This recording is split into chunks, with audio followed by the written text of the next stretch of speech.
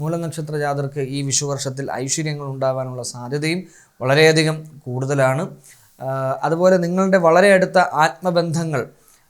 ബന്ധങ്ങളിൽ ആരൊക്കെയാണ് സിൻസിയർ എന്നും ആരൊക്കെയാണ് സിൻസിയർ അല്ലാത്തതെന്നും ഒക്കെ ഈ വിഷുവർഷക്കാലത്തിൽ നിങ്ങൾക്ക് മനസ്സിലാക്കുവാനുള്ളൊരു ഭാഗ്യം കൂടി പൊതുവെ മൂലനക്ഷത്ര ജാതരായിട്ടുള്ള വ്യക്തികൾക്ക് ഈ വിഷുവർഷക്കാലം കുറേയൊക്കെ സന്തോഷങ്ങൾ നിറഞ്ഞ നല്ല രീതിയിൽ നമുക്ക് മുന്നോട്ട് പോകാൻ സാധിക്കുന്ന ഒരു കാലയളവ് തന്നെയാണ്. പക്ഷേ ഈ ഇടയ്ക്ക് വരുന്ന കുറേ മാനസിക സംഘർഷങ്ങൾ നിങ്ങളെ അവിടെ നിങ്ങൾ പിടിച്ചു നിന്ന് കഴിഞ്ഞാൽ നിങ്ങൾ വിചാരിക്കാത്ത രീതിയിൽ നിങ്ങൾക്ക് ഈ ജീവിതത്തിൽ നിങ്ങൾക്ക് ഉയർന്നു വരുവാൻ തീർച്ചയായിട്ടും സാധിക്കുന്നതായിരിക്കും. അതിനുള്ള ഈശ്വരാനുഗ്രഹവും മൂലനക്ഷത്രത്തിന് ഉണ്ട്.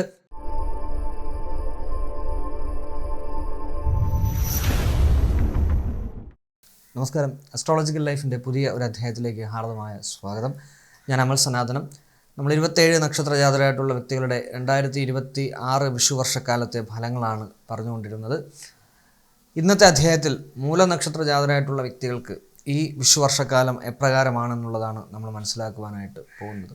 മൂലനക്ഷത്ര ജാതരെ സംബന്ധിച്ച് പൊതുവായിട്ട് പറയുകയാണെങ്കിൽ കുറച്ച് ഉന്നമനവും എന്നാൽ അതോടൊപ്പം ചെറിയ കുറച്ച് മാനസിക ദുഃഖങ്ങളും ഒക്കെ വന്നു ഭവിക്കുന്ന ഒരു വർഷമാണ് ഈ വിഷുവർഷം എന്ന് പറയുന്നത്.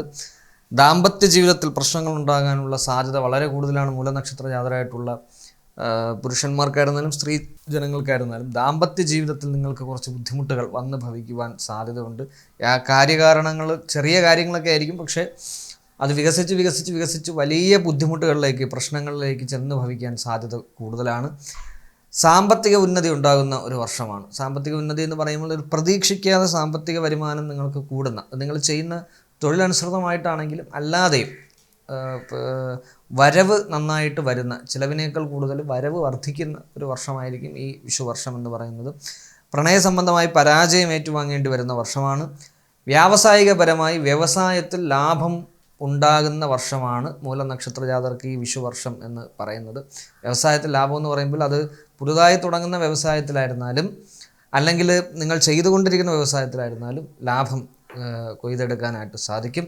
വയറ് സംബന്ധമായോ നട്ടെല്ല് സംബന്ധമായോ ത്വക്ക് സംബന്ധമായോ ഒക്കെയുള്ള രോഗങ്ങൾ വന്നു ഭവിക്കുവാൻ സാധ്യത ഉണ്ട് ഈ വിഷുവർഷക്കാലത്തിൽ മൂലനക്ഷത്ര ജാതരായിട്ടുള്ള സ്ത്രീകൾക്ക് പ്രത്യേകിച്ചും. അപ്പോൾ അത് വളരെ ശ്രദ്ധയോടുകൂടി വേണം നിങ്ങൾ മുമ്പോട്ട് പോകുവാനായിട്ട്. പുരുഷന്മാരെ സംബന്ധിച്ച് അസ്ഥി സംബന്ധമായിട്ടുള്ള രോഗങ്ങൾ വന്നു ഭവിക്കുവാനും സാധ്യത കൂടുതലാണ്. വിദ്യാഭ്യാസപരമായി വിദ്യാർത്ഥികളായിട്ടുള്ള മൂലനക്ഷത്ര ജാതരായിട്ടുള്ള വ്യക്തികൾക്ക് 2026 വിഷുവർഷം ഗുണകരമായ വർഷമാണ്.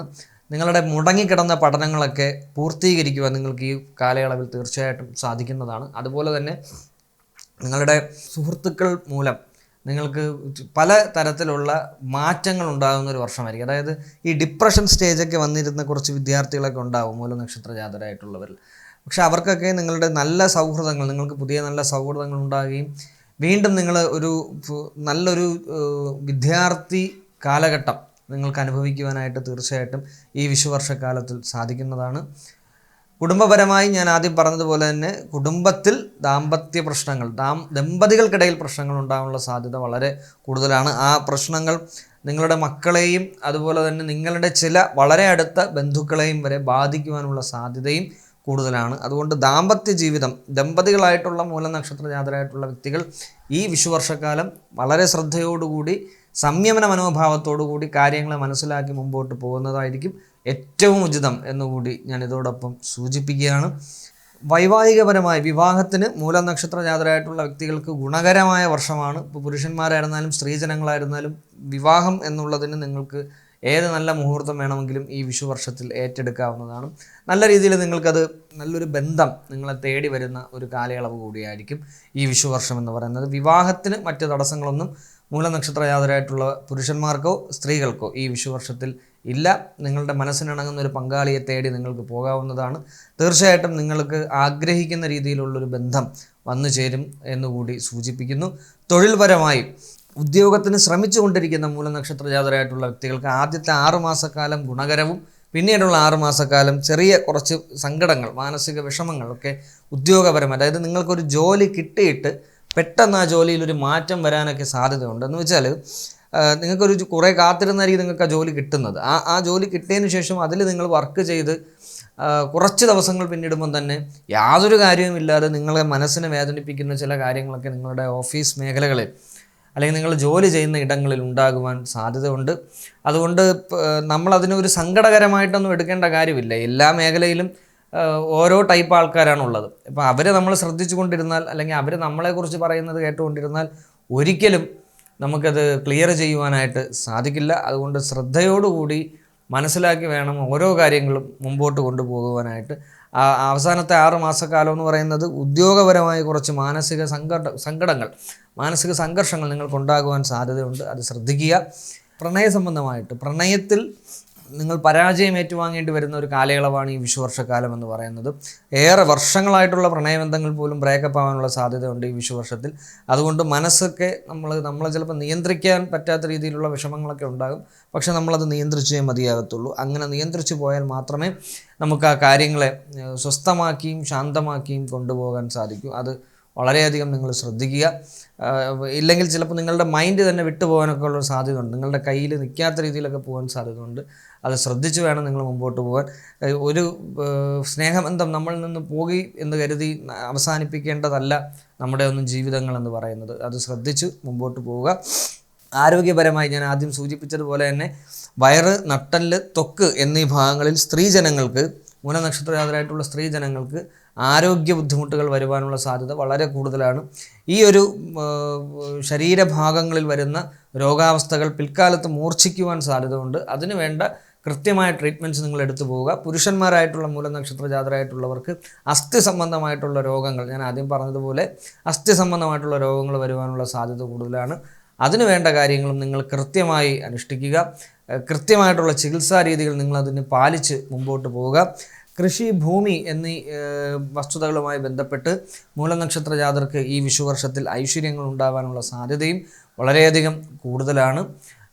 അതുപോലെ നിങ്ങളുടെ വളരെ അടുത്ത ബന്ധങ്ങളിൽ ആരൊക്കെയാണ് സിൻസിയർ എന്നും ആരൊക്കെയാണ് സിൻസിയർ അല്ലാത്തതെന്നും ഒക്കെ ഈ വിഷുവർഷക്കാലത്ത് നിങ്ങൾക്ക് മനസ്സിലാക്കുവാനുള്ളൊരു ഭാഗ്യം കൂടി കടന്നു വരുന്നുണ്ട്. പൊതുവെ മൂലനക്ഷത്ര ജാതരായിട്ടുള്ള വ്യക്തികൾക്ക് ഈ വിഷുവർഷക്കാലം കുറേയൊക്കെ സന്തോഷങ്ങൾ നിറഞ്ഞ നല്ല രീതിയിൽ നമുക്ക് മുന്നോട്ട് പോകാൻ സാധിക്കുന്ന ഒരു കാലയളവ് തന്നെയാണ്. പക്ഷേ ഈ ഇടയ്ക്ക് വരുന്ന കുറേ മാനസിക സംഘർഷങ്ങൾ നിങ്ങളെ അവിടെ നിങ്ങൾ പിടിച്ചു നിന്ന് കഴിഞ്ഞാൽ നിങ്ങൾ വിചാരിക്കാത്ത രീതിയിൽ നിങ്ങൾക്ക് ഈ ജീവിതത്തിൽ നിങ്ങൾക്ക് ഉയർന്നു വരുവാൻ തീർച്ചയായിട്ടും സാധിക്കുന്നതായിരിക്കും. അതിനുള്ള ഈശ്വരാനുഗ്രഹവും മൂലനക്ഷത്രത്തിന് ഉണ്ട്.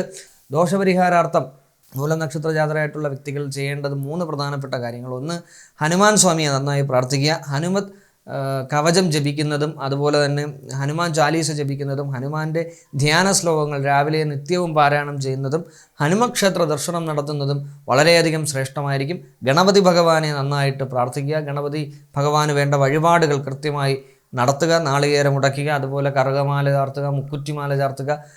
ഗണപതി ഹോമത്തിന്, നിങ്ങളുടെ പേരിൽ ഗണപതി ഹോമത്തിനൊക്കെ കൊടുക്കുന്നത് വളരെ ശ്രേഷ്ഠമാണ് ഈ വിഷുവർഷക്കാലത്തിൽ. 3, ഭദ്രകാളി ദേവിയെ നന്നായി പ്രാർത്ഥിക്കുക എന്നുള്ളതാണ്. ദേവിയുടെ കടാക്ഷം ഈ വിഷുവർഷക്കാലത്തിൽ നേടിയെടുക്കുവാൻ നിങ്ങൾ തയ്യാറാവുക. അതിൻ്റെ എല്ലാ ഐശ്വര്യങ്ങളും നിങ്ങൾക്ക് വന്നു ചേരും. എല്ലാ മൂലനക്ഷത്ര ജാതരായിട്ടുള്ള വ്യക്തികൾക്കും സന്തോഷത്തിൻ്റെയും ഐശ്വര്യത്തിൻ്റെയും ഒരു നല്ല വിഷുക്കാലം ആശംസിച്ചുകൊണ്ട് അസ്ട്രോളജിക്കൽ ലൈഫിൻ്റെ ഈ അധ്യായം പൂർത്തിയാകുന്നു. എന്നെ ശ്രമിച്ച എല്ലാവർക്കും സ്നേഹത്തിൻ്റെ ഭാഷയിൽ നന്ദി അറിയിച്ച് നിർത്തുന്നു. നമസ്കാരം.